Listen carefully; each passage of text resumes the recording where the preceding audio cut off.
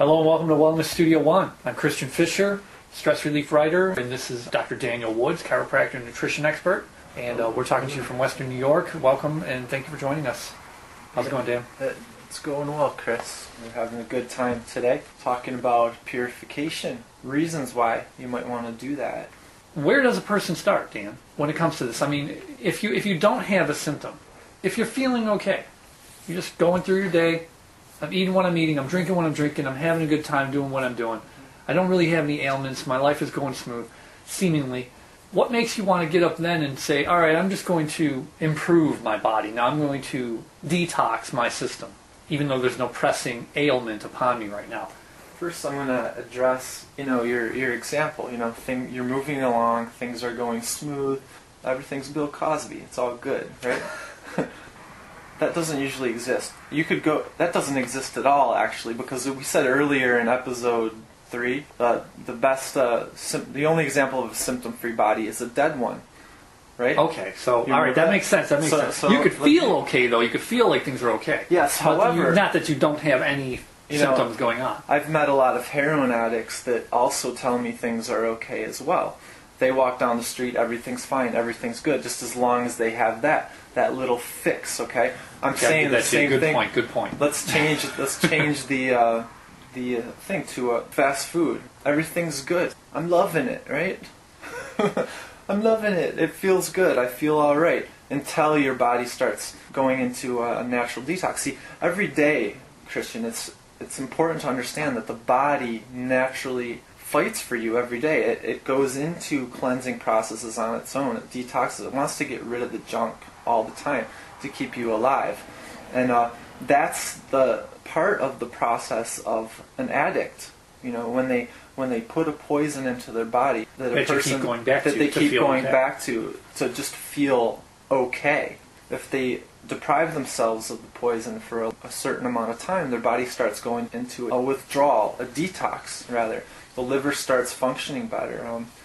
Which is interesting how you just said that. So we're talking about withdrawal, and it sounds like a bad thing, but in the case of purifying toxins from your body, your liver starts functioning better, you just said. That's kind of like, so you're going to feel withdrawal, but you're actually improving. It's a natural function of the body, too, because, we can beat the crap out of our bodies, and the bodies are so forgiving that it takes usually, they say natural healing generally takes, for every year, it takes a month or two to reverse that, of very solid walking the path. To reverse the damage you've done in a year, it could take you a few months, 2 to 3 months. That's the stat. So you figure if you've been abusing yourself for 10 to 20 years, eating fast food, even just here and there. So for 10 years, it'll take 20 to 30 months to reverse 10 years of damage? You're an awesome mathematician, Chris. You do that better than I could do that. Yeah, that's the case. Another example is with smoking. Okay, it takes about 3. When you smoke, it coats all the lungs, and it slows down. It affects digestion and everything. And yeah, when you stop smoking, after about the 3rd or 4th day, it takes about 3 to 4 days for that cilia in the little things in your lungs that beat to remove toxins. It takes about 3 or 4 days for them to even start beating again. So that's why when people stop smoking, they start coughing like crazy 4 or 5 days after they stop. And then what do? Within a week, they're back. Most people go back to their cigarettes. Yeah, if they can't get on a right program to quit, and they don't do the right steps. Yeah, and there's other things too. There's, depending on the amount and the length of time that you've smoked, if we're using this for an example, you'll have a lot of certain deficiencies. You'll have intestinal challenges and all these things that may be asymptomatic right then, but when those things start coming into play too, it can make it a very uncomfortable place to be, while all these things are coming back. So I would tell people who want to stop smoking not to stop right away. There's other things that need to be backed up. Really? Because the deficiencies can create cravings. So it'd be part of a comprehensive program, though, that you want to put something on. You don't say just stop smoking and do nothing else different. Stop smoking right away, but there's other things to put in place. Well, see, because it depends on the level in the individual of like endocrine imbalances, digestion challenges, and all these things. If you send I believe being as gentle as possible, okay, with the body, because it's pretty gentle with you. It always wants you to do better. okay, your body. So I like to work with those systems in a gentle way. So if someone, depending on how far along they are, how much they're, like smoking for example, how much they smoked and for how long, and what are their symptoms now, what are their motives to quit, what is their current state of health, if they're younger, older, have they been diagnosed with chronic illness already, and all these things come into factor. Sometimes you might not want to go directly into cold turkey quit, right, because you could send the endocrine system into even more upheaval and scare the person, and it'll turn into a freak out in the body. Sense. That makes sense. So you have to make sure that you're backed up first with enough fluids. Most smokers are dehydrated, okay, because they're probably also drinking coffees and alcohol, and these are things that kind of go hand in hand with smoking. They're mineral deficient. They have intestinal challenges that they're not even aware of. They could have joint problems at this point. All these things. So you just have to take that into context and do the right thing. It's the same thing with the coffee drinker. If you have someone who's drinking coffee and an addict for years, and you don't want them to come off that right away, because their headaches could become so severe that it wouldn't be. It distracts so much from what you're aiming for, because the symptoms of the withdrawal are so intense. Yeah. Well, we went back to smoking just for a brief second. I did a little homework over the years on that too. Smoking is something that I absolutely abhor. Anybody that smokes, I think, should quit. Just bottom line, they should quit. Yeah. And do it the right way, do it the healthy way, so that you rebuild your body. But I don't think that smoking, from what I've learned over the years, is that I'm not a smoker first of all, and I never will be. But smoking overall really has no value other than to satisfy the craving of smoking. It doesn't do anything for your body that's healthy at all, except satisfy your craving for another cigarette. And the information is in on this one, Chris. Everybody knows that it's bad for you, and then right. Well, but it's so much. Even smokers may think that it relaxes them. It may, yes, it does. A fact is, it does relax you if you feel stressed. But it's not a powerful tool for stress relief. It just has more damage than good. Yeah. And systemically in your body, it does things like it reduces it disempowers your immune system, and it causes healing to slow down. I mean, over years of use, you have a tougher time bouncing back from, and it can lead to depression and other things that really weigh heavy on your mind. It creates conflict between chemical levels in the brain and then body function. Because what it does actually to your body is it stresses it out beyond belief. It constricts vessels and dilates other things, and does things to the heart rate, to your thyroid temperature. But then it releases certain chemicals in the brain, and we can't talk about cigarettes and not mention that the modern cigarette that most people buy in the store is laden with chemicals, derivatives, additives, and literally poisons. And these things we're inhaling directly into the most sensitive areas, the lung of the body. And that doesn't even include the fact that you're actually smoking around everyone else too. So if you have a child in the house, or if an elderly parent, or if you have somebody with a health problem that you're living with, your smoking actually affects them indirectly too. So I mean, everybody, there's plenty of science out there about the secondhand smoke and the dangers and the problems from it. Right. So you're not just hurting yourself. Now you're actually creating pain upon others who you care about. It's not really healthy at all. It hurts a lot of people. A lot of people develop emphysema and asthma as a result of secondhand smoke, and it's just not fair. And like children, they grow up in these atmospheres, and their lungs are problematic through life, because they build up these deficiencies that are, if they're never addressed, they continue to cause problems in their life, and then they start piling other things on top of them as they go along. That's another story.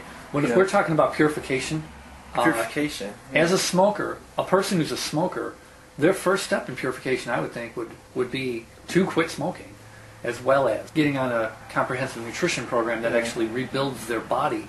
Yeah, usually eliminates the toxins, right? Usually, well, the general idea of a purification is to abstain from the things that are harming you. Okay. And the things are, you have to find in the individual what it is, whether it's coffee, cigarettes, heroin. Heroin, that's a whole nother program. Right. Probably not directly for our audience, but even all the spectrum, fast food, right, or anything out there that's harmful to the body is that we can't stop consuming. And a lot of people rationalize these things, and that's part of the addiction process, but it doesn't change the fact that what it does to the body. But what the purification is to abstain from those things and let the body purify itself from those things. A focused purification would also, back up the body from all the nutritional deficiencies that were acquired from eating those things. And it would also, purification program would also include things that would support the elimination processes of the body. Now, if you're on a good purification program, you could be taking some products with it, but remember that the products that you take are only supporting what your body is perfect. The main part of what kind of products are you talking about? Well, like drainage products, things that just support the systems in the body. For example, a drainage product. Like, I'm not familiar with that. What is that? Well, it could be something specific for you, made from whole food concentrates is what I'm talking for optimal results. Okay. But what I'll have to bring up the other side as well to raise caution towards a capsule that says, here's your detox capsule. Here's your pill. To take a pill that detoxes your body. The pill cannot detox your body as much as a drug can even heal the body. It's just impossible. Okay? The body heals the body. The body sets up the rules. We have to come in from the inside out if we want to get these things to really work. And how we use those things is we use food from the ground. And if we're going to use supplements, we use them made from whole food concentrated sources, cold pressed. It's good processing and concentrated, so you'll get a lot of nutrition. Mm-hmm. Most of the problems that we have are from subclinical nutritional deficiencies anyway. So this is what we need to back up and support. And there's ways to figure out which things you need the most of, and they're painless and simple. But the purification process needs to be supporting what the body is already doing. Okay, it's not something that you bring in from the outside. It's something that if you bring it in from the outside, it's going to support what's good in the body. And the best way to do that is how nature set us up already, is with food. And there's many layers to it. So you'll have to figure out, again, going back to where you start, you find out where the vice is, so to speak, okay, in the person, and you work with that. Usually the first step, before we do, I do clinical purifications along with my chiropractic care, because it all relates to the spine. And I can explain that a little bit later, Sure. Okay? Spinal health is very important in this process. I do clinical purifications, and the first thing I would do with a person that undertakes these programs is, some people need a few weeks to get into this program. I don't just let anyone in. They have to be able to complete it successfully first, okay? With the least amount of side effects. How do you know who will and who won't complete it? Well, it's gauged on there's thing, just talking with them and finding out information and being with them. You find out where their body's general toxicity level is, and you pretty much know what's going to cause some side effects. It depends on the level of toxins that have been taken in that need to be removed, and you can just tell this by behavior. And you're also looking at commitment and ambition to actually do this, to go through this whole protocol, absolutely right? Amazing, great that you brought that up. That's about in the 90% range for success is in that, because the body's going to do all the work. All you got to do is show up for it. There's a whole spectrum of reactions. It's the same program that I give to people, but it's a whole spectrum of reactions from people. Okay, that I might observe. How you ease into it. Sometimes you have to, just to make sure that the success rate is better for the person. And it may just be a simple step of starting to drink more water. I mean, as simple as that goes. That's really that's the most effective thing. I just hear people arguing with me over this, so I'm going to say, arguably, that's the most effective thing you can possibly do to improve your digestion and decrease any kind of illness, is to drink the proper amounts of water for your lifetime. And that's usually the first step. That starts engaging in the elimination channels. Okay, and you've seen drastic improvements with just that one thing. Yeah. I was reading the other day something like 80% of people with chronic illness are dehydrated. You always have a bottle of fluid with you, so Yeah. wherever we go, I'm here in the Like a car camel, or yeah. taking a walk, whatever. You're always drinking something. And that to me is conventional. To have enough water with me is conventional. And in the urban world, or in the city life, or the modern world, I mean, we don't have springs everywhere, and we really need to take responsibility for that first. Get a purifying system and all this, and carry our water with us. And most people, coming from an old way of thinking, aren't thinking that is conventional, when it's more non-conventional to not drink water. It's more conventional to carry something with you and make sure that you're hydrated. And dehydration can affect thought. It can decrease concentration. It can make you tired. That 2 or 3 o'clock in the afternoon, when everyone starts kicking off things, they're most likely dehydrated. Yeah. Most likely, and people are losing touch with what water can be for the body. And the body is it's like 70 to 80% water. There's different sources of information that say different things, but it's mostly water that the body drives itself on. Water is where you start.